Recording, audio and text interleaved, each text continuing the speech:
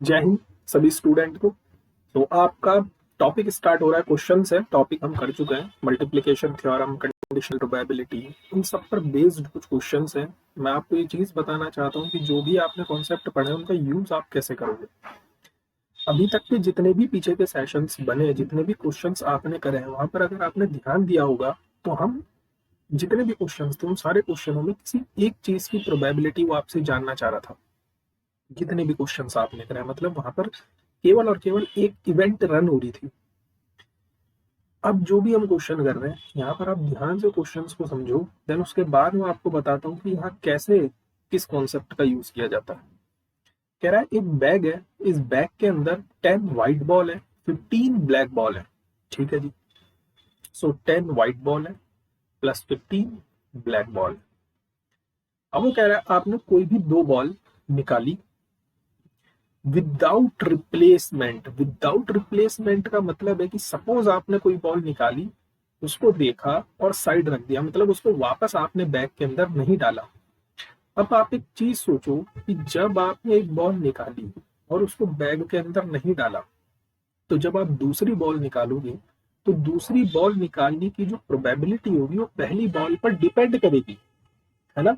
क्योंकि एक बॉल तो आपने गायब ही कर दी उसमें से। इसका मतलब यहाँ पर टोटली कंडीशनल प्रोबेबिलिटी दिख रही है जब भी आपको विदाउट रिप्लेसमेंट चीज दिखेंगी। क्योंकि ऑब्वियस सी बात है, आपने एक बॉल निकाली, उसको साइड रख दिया, अब आपने उसको थैले में तो डाला नहीं, तो अब आपके पास सैंपल स्पेस के अंदर केवल 14 बॉल्स बची, सॉरी 24 बॉल्स बची है, क्योंकि एक बॉल तो आपने बाहर कर दी। इसका मतलब ये जो दूसरी वाली बॉल निकलेगी, ये पहली वाली बॉल पर डिपेंड कर रही है ना। कंडीशन लग चुकी है इसके ऊपर। ठीक।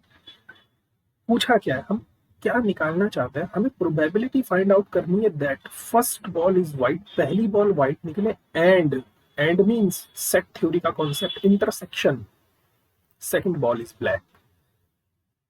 तो अगर फर्स्ट बॉल की इवेंट को मैं ए ले लूं और सेकंड बॉल ब्लैक आए, इस इवेंट को मैं बी ले लूं, तो बेसिकली मुझसे क्या जानना चाहता है वो, probability of A intersection B. ये मुझे फाइंड आउट करना है। ठीक। क्वेश्चन समझ में आ गया, मीनिंग समझ में आ गई। अब हम आगे प्रोसीड करते हैं।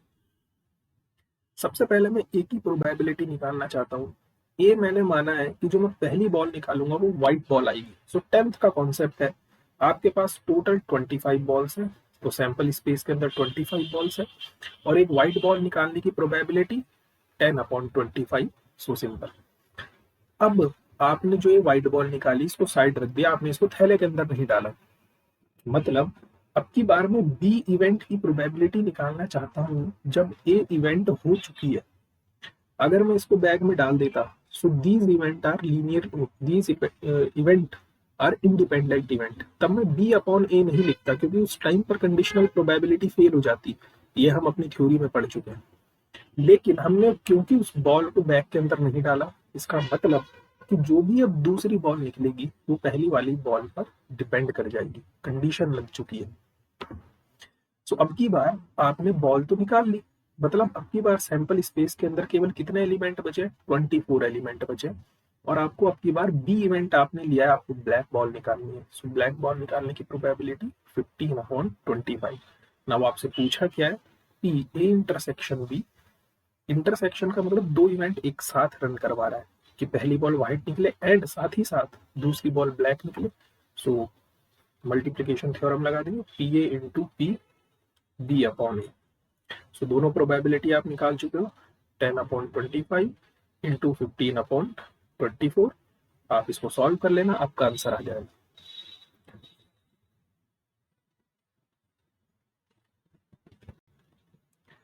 Next, the probability of drawing a diamond card. Important, आपका जो वेल शफल्ड कार्ड होता है, हमें पता है कि उसमें 52 कार्ड्स होते हैं। हमारे पास 52 कार्ड्स हैं, जिसमें 13 कार्ड्स जो होता है वो डायमंड होता है ना। वी नो दिस थिंग, 13 हमारे डायमंड के कार्ड्स हैं। अच्छा, उसने कहा है आपने दो कार्ड्स निकाले, निकाल दिया हमने। इफ, अब आगे क्या बात बोली उसने, जो आपने कार्ड निकाले हैं उसका आपने रिप्लेसमेंट नहीं किया है। मतलब आपने पहला कार्ड निकाला, वो डायमंड का आ गया, अब उसको आपने वापस उस 52 कार्ड्स के अंदर नहीं रखा, आपने उसको साइड हटा दिया। तो अब जो दूसरा कार्ड निकला है, ये दोनों कार्ड एक साथ निकले, आपको इस बात की प्रोबेबिलिटी फाइंड आउट करनी है। मीन्स अगर ए इवेंट को मैं ये मान लूं कि जो मेरा फर्स्ट कार्ड है, वो डायमंड है, और बी इवेंट भी मैं ले लेता हूं कि जो मेरा सेकंड कार्ड है वो भी डायमंड है। सो क्या आप प्रोबेबिलिटी ऑफ ये बता सकते हो कि डायमंड? यस, बिल्कुल बता सकते हैं। हमारे सैंपल स्पेस के अंदर 52 एलिमेंट्स है और डायमंड कितने होते हैं? 13। सो 13/52। लेकिन अब की बार जब मैं probability of B find out करने जाऊंगा तो मुझे चीज पता है कि मैंने कार्ड वापस रखा नहीं। मतलब अब की बार ये ए इवेंट हो चुका है, मैं एक डायमंड का कार्ड निकाल चुका हूँ और फिर मुझे डायमंड का कार्ड निकालना है। मतलब अब की बार डायमंड के कार्ड बचे 12 और टोटल कार्ड बचे 51। नाउ मुझे प्रोबेबिलिटी फाइंड आउट करनी है कि पहला कार्ड भी डायमंड का निकले एंड इंटरसेक्शन दूसरा कार्ड भी डायमंड का ही निकले। So multiplication theorem 13/52 into 12/51 solve करो, का आंसर आ जाएगा।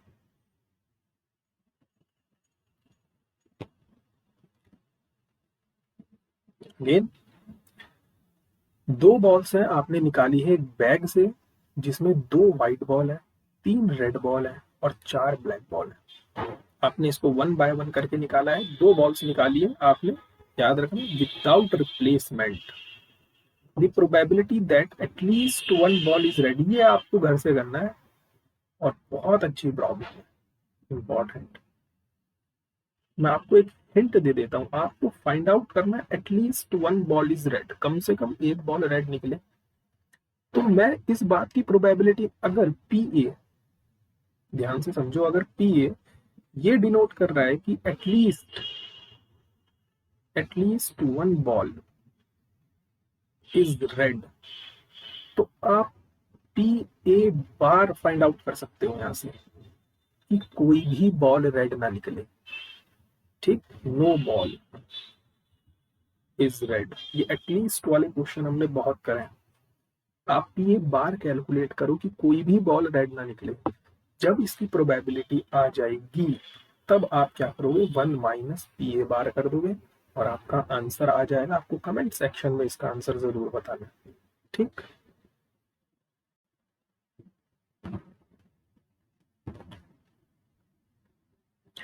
ओके।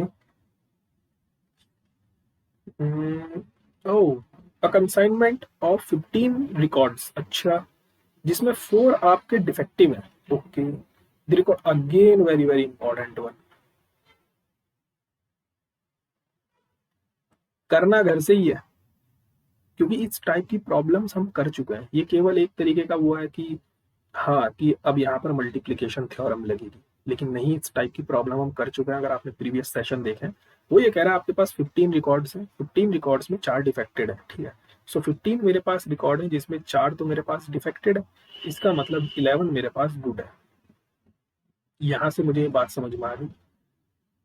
अब आगे बात ये चलती है कि सिलेक्टेड एट रैंडम, आपने कोई भी रिकॉर्ड सिलेक्ट किया 1 बाय 1 एक एक करके और उसे देखा। वंस एग्जामाइन, जब आपने एक रिकॉर्ड को देखा तो आपने उसको वापस नहीं रखा, मतलब विदाउट रिप्लेसमेंट का केस आ गया। फिर से आपको प्रोबेबिलिटी फाइंड आउट करनी है कि जो 9th वाला आपने चेक किया है इज लास्ट डिफेक्टिव पीस। आप मुझे एक सीधी सी बात बताओ, मेरे पास ओवरऑल ये 8 ही प्लेस है, क्योंकि मुझे इस बात की श्योरिटी है कि 9th प्लेस पर डिफेक्टेड पीस आना ही आना है। सो बेसिकली जो भी मैं काम करूंगा वो इस 8 के सैंपल स्पेस से काम करूंगा और इस 8 में से आपको 2 बॉल्स का सिलेक्शन भी करना है ना। उसने यही तो बोला, सॉरी नहीं, 1 बाय 1, अच्छा ठीक है। हाँ, आपके पास ये 8 सैंपल स्पेस बना है। अब 9 आप नहीं ले सकते। 9 ना लेने का रीजन क्या है, क्योंकि हमें इस बात की श्योरिटी है कि 9th प्लेस पर डिफेक्टेड पीस आना ही आना है। हम श्योर है इस बात के लिए, मतलब जो भी गेम होगा वो इन्हीं के साथ गेम होगा। तो मैं आपको एक हिंट दे देता हूँ। हिंट क्या है, उसने बोला है कि 9th प्लेस पर डिफेक्टेड पीस आना है। आप पे टोटल डिफेक्टेड पीस ही 4 है, इसका मतलब जो भी 3 डिफेक्टेड पीस हैं वो इन 8 में रहे होंगे। इन 8 में रहे होंगे, तभी तो 9th वाले में डिफेक्टेड। आपने एक बात श्योर कर दी कि 9th प्लेस पर एक डिफेक्टेड पीस आने ही आना है। इसका मतलब जो पीछे के 8 बच गई प्लेस खाली, उन पर आपको 3 डिफेक्टेड पीस को बिठाना है। क्लियर है? नेक्स्ट बढ़ते हैं आगे। ठीक, ये मे बी ये भी हो जाएगा। It is given that event A and B are such that P A की वैल्यू आपको गिवन है, पी ए अपॉन बी की वैल्यू आपको गिवन है, पी बी अपॉन ए की वैल्यू आपको गिवन है। आपसे पी बी जानना चाह रहे हैं, पी बी क्या होगा।